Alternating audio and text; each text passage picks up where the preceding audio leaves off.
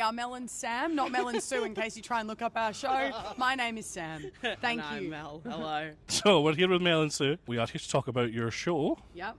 What's it called? It's called the Platonic Human Centipede. Excellent. And what a title it is. It is a fantastic title, and Thank that you. brings us on to our first question. So, what is the inspiration of the title, and without burning any bits of your show, what is some story behind it? Well, the title came first before we even wrote the show. We were like, a funny title is the Platonic Human Centipede, and then we worked backwards and went, how do we make it work? And we went, right, well, we like to think that we're extremely codependent, and we live as a Platonic Human Centipede together, i.e. my mouth is attached to Mel's anus and we're in a loop.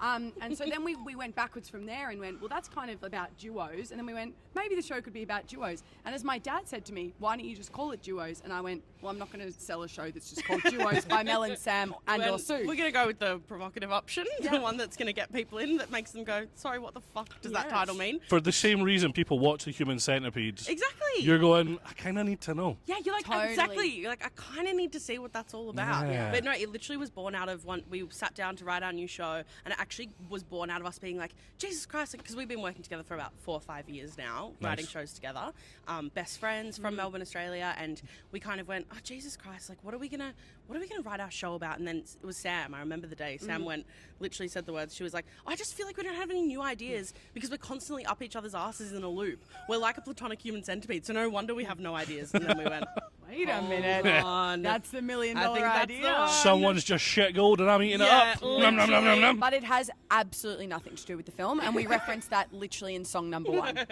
Yeah, I think it was kind of just like a vessel for us in which to view this idea of like everything in the world has another thing that it is inextricably linked to, and that's kind of what it's all about. It's about famous duos, and we've kind of realized that what our show really is it's kind of famous duos with a mismatch of, not a mismatch, like a combo of like social observation and like stories that you wouldn't necessarily think. Like, for example, we have like a sketch and a song about like Mario and Luigi, and you go, oh great, Mario and Luigi, everyone knows them. But what's a story that maybe no one's ever thought of about Mario and Luigi? Yep. And it's that they've been called by HR from the plumbing services that they first were registered to work for. And the person... Sick of this giant turtle phoning me and you've no fucking fixed his gaff yet.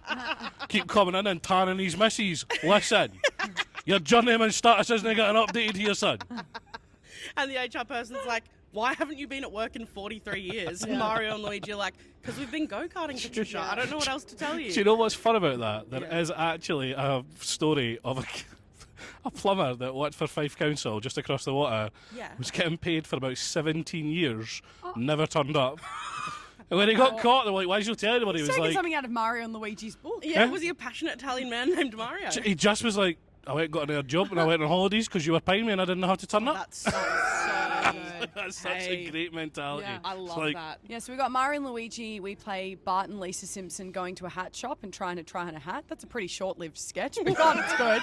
They've both got such spiky hair, it's impossible. Yep. Yeah. Bit of physical comedy, if you will. We've got Elphaba and Glinda, the untold story of those two characters. That's our finale, so I won't say too much. You have to come to Good. show to see it. We But also yeah, we have a song about Kristen Stewart and a real-life vampire who's a mega fan of her work because it's the first time he's ever seen real representation on screen for the vampire community.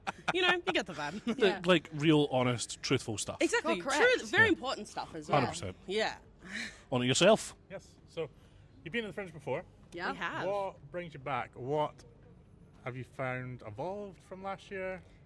It's the best Fringe in the world. Like, I don't know if people have told you this before, but in Australia, Edinburgh Fringe is put on the most hectic pedestal.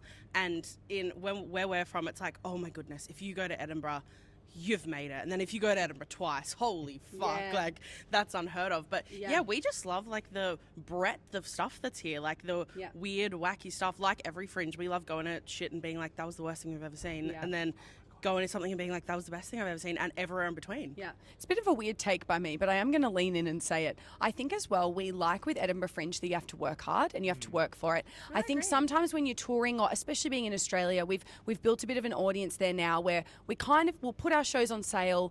they'll kind of sell well, and then we'll do them, and it's sometimes you feel a little bit like you're sleepwalking, whereas here you have to be out on the ground, you have to be networking, you have to be flyering. It's really good for your ego as well, and your bank account. No, but it's fantastic. We had the best time last year. We were saying just before off mic that like we come here, we're like, can't wait to see so many international acts, and then we walk down the streets and it's literally all Australians, truly around the corner that perform at the other festivals. It's a freaking epidemic. Yeah. But we at the Fringe. You know what as well? I think last year we were ready to do Edinburgh Fringe and go, I don't know if Edinburgh gets our stuff, but they did. And I think we were programmed at the right venue at the right time. We got the right eyes on it. So we knew that our stuff worked overseas, because we can fall into a bit of a niche bucket, some would say. We know that we're not for everyone. We feel like we have a bit of a like cult-esque, I feel like people who love us. That's what you want. Really love totally. it. And then if it's not for you, they're like, Mel and Sam are the unfunniest people in the world. I just don't get it. No. And we love that. Like, do you know what you want with that? Yeah. You want your cult people to bring the people that they know it's not for them. Exactly. Yeah. And we know when that's happening. Yeah. And I love it. Yesterday at our preview, we had a killer show. It was so gorgeous. And I did just see this one boomer, like row 5, with just the most solemn face of disappointment. And I went, oh, shit. What have I walked into? I thought I was going to British Bake Off on tour. I thought I was seeing British Bake Off, but they're going to eat some ass. And I didn't see any of that. What is next on the list, Sia? Ooh, this is a good one. So, what has been your biggest moment in comedy? So it can be like your best, worst moment in a show, something that you just loved that happened, any of that. Give us a second, because I want to do this right. I want to think about this. I feel free to cut this dead air while we think. Dun, dun, dun, dun. Right, let's do the Mario theme. We can't use it. I can't remember it. Dun, dun, dun, dun. That's Bewitched. That's not Mario. About mugs for a second. Yeah. And then you were putting pressure on with Countdown. Okay, I got my answer. Excellent. I think for us, it was both the pre-recorded version, so like the TV version, and the live version of the most upsetting guessing game in the world, fronted by Auntie Donna. I think 5 years ago, if I was told that we were doing that gig, I would have shat my absolute pants, given one, how much I look up to Auntie Donna, and 2, the parameters of the show are like near impossible. You have to really let your ego go, look like an idiot on stage and be okay with it. But when we did live at the Malthouse for Melbourne Comedy Festival this year, and we were both on stage, and I was playing like a parking attendant, and Zach was playing someone who lost his twin brother Cody from Zach and Cody. And who were you? I was playing in a world in which chickens were the superior race, not instead of humans. It's so many layers to the cake. None of it makes any sense. Yeah. But I had this moment where I went, this is really cool. A few years ago, I would have died knowing that we did that. How about for you, babe? I totally agree. The way that Auntie Donna kind of support us and uplift us in Australia is amazing, and we're so grateful to them for all of their support. What else? I mean, we've done some very cool stuff. Go for it. Yeah. We did a show at the Capitol Theatre 2 years ago. We did High Pony, and that was like a 600-seater. Yeah. And we added an extra night because we sold out our Melbourne Comedy Festival run. And we added that show, and we went, I don't know if we're going to sell it. This is a really bold move. And then it sold out. And when we went out on stage, we literally were like, so we're Beyonce. Yeah, we felt so like we're Beyonce. Grande. But I was dressed in an Annie costume and you were dressed as Daddy Warbucks, and we went, there really is a market for this shit. Yeah, there's something for everyone. Yeah. They're great answers. It's that infinite worlds thing. You are the Beyonce of your own world. Exactly, yeah. We like to say that. Beyonce is rocking up on stage as Daddy Warbucks. This is it.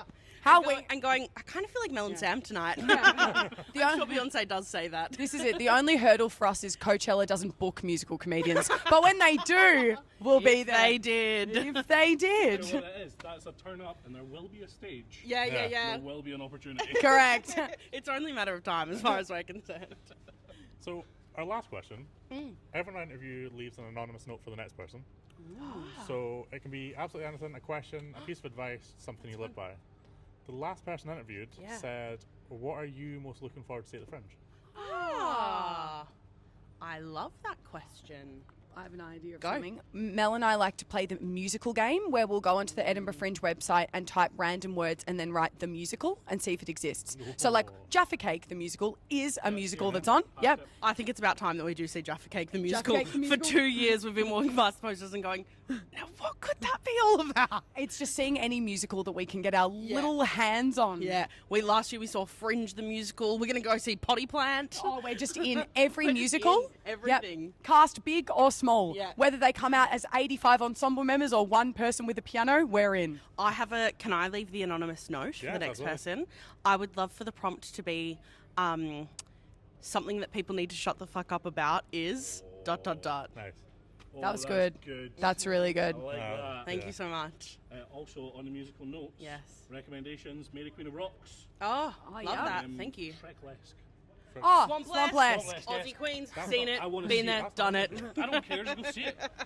Every year that show is so successful, and as a such- fellow Aussie, I go, you better take that bikini off, Shrek. It's perfect. There was quite a few last year that I saw that was just like traveling circus acts and stuff. Yeah. Like I'm just like, man, Fringe is getting riskier every year, and I love it. Another huge show recommendation from us is you should go see Lou Wall if you haven't seen their show. Breaking the before. fifth wall. Yeah, amazing stuff. Fantastic. Well, Hell yeah. Thank you very much. We've been Mel and Sam. Thanks for having us. I nearly forgot. Nah. Melon swam. Hell yeah. Thank you for having us. Amazing. It's been amazing.